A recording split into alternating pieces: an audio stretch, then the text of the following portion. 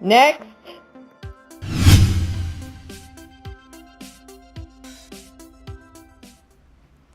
Hi, I'm Dr. Julie Bruno. Hi, I'm Hollis Silverman, and today we're going to be talking about learning how to set boundaries. So, what a strong, healthy boundary looks like, it means that you're taking responsibility for your own actions and emotions and not taking the responsibility of other people's actions and emotions. So what kind of traits would someone possess in order to have strong or positive boundaries? It's a great question, Dr. Bruno. So some traits that a person would have and that would have strong boundaries would be, I would say, a strong self-concept. They have high confidence in themselves and their decision making.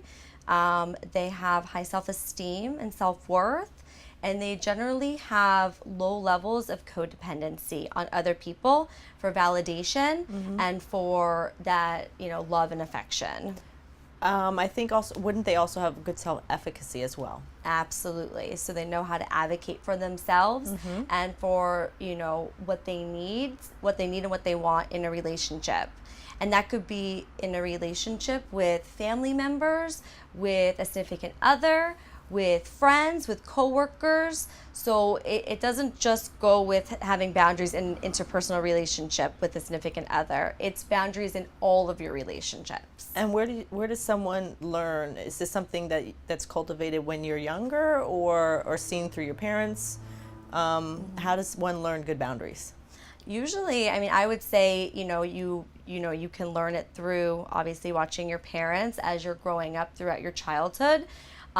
If you have had, parents that maybe haven't displayed strong boundaries, I would say maybe watching, even if you have an older sibling and they've gotten married, you can watch maybe through them, through the examples of maybe, your other friends growing up. So it's a lot of environment, I would say, is where people learn strong boundaries. And maybe trial and error. Maybe, you go into a relationship and you don't have boundaries, and then you kind of have to go through, the process to learn how to set them. What's good for you? So what are some examples of good boundaries or poor boundaries?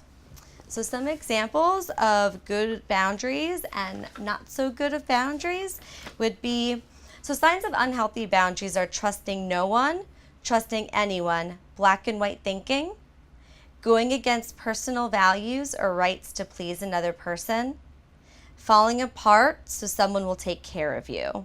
Those are signs of unhealthy boundaries. Healthy boundaries are appropriate trust, maintaining personal values despite what others want, trusting your own decisions, and self-respect, not giving too much in hope that someone will like you. Wonderful, Hollis. Now that we know that, how does one learn, if they don't have healthy boundaries, how does one learn to have healthy boundaries? So how someone can learn to have healthy boundaries would be not taking responsibility for other people's emotions. So understanding that you may hurt other people's feelings at times, but you're not responsible for how somebody else feels. So maybe your significant other tells you that, that you made them feel guilty because of not going to their friend's dinner party. And that made them feel really, really badly that you didn't go, and you feel that guilt. Well, you're not responsible for, your significant other, feeling bad or getting angry at you, but you are responsible for your own guilt that you're having. So you're assuming responsibility for yourself and not assuming responsibility for somebody else's actions or emotions. So in other words, if you feel like you're being manipulated by your spouse or your coworker or your mother, your father, your brother, your sister, whomever, you have to really sit down and think about what is mine, what is my stuff, and what is their stuff. Exactly. Okay. Precisely. I gotcha. Yes. So also I would say that, you want to make sure that you don't have these strong expectations. There's only so much that two people can do. You can't put all your eggs into one basket, meaning if you're in a relationship with somebody and you expect them to fulfill every emotional need that you have, you're going to be disappointed because not one person can accommodate all of your needs. So it's really, really important for you to have other people in your life that can fulfill other needs that you may desire. So boundaries really means also being multifaceted and, for a lack of a better word, well-rounded. Having friends, family, co-workers, and lover come together in your life and sharing all parts.